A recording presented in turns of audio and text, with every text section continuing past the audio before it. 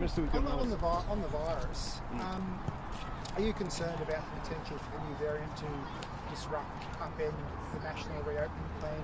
And are you considering any further sort of travel restrictions, border closures? Is a longer quarantine period going to be coming for everyone coming back from overseas or overseas arrivals? Well, the new variant is concerned. It moved from being a variant of investigation to a variant of concern within the space of 24 hours.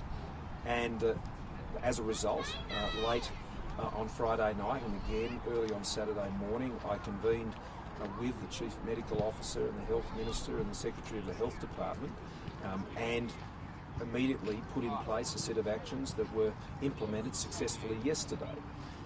I spoke both with the Premiers of New South Wales and Victoria and support the measures that they are taking within their jurisdictions. We've taken measures in our jurisdiction, and that was intended for the states to then follow through on the areas that fell within their responsibilities. And I think the 72-hour isolation of those coming in from overseas is a very sensible and practical measure, and we'll keep a very close eye on it. And I think we need to be very responsive to the further evidence that is becoming available and the expert medical advice.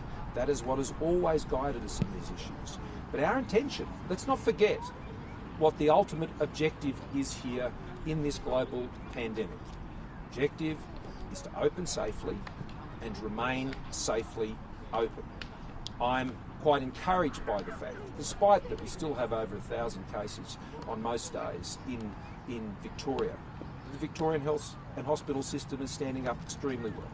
It's standing up, in fact, better than what the Doherty Institute modelling suggested. The goal here is not to have no cases.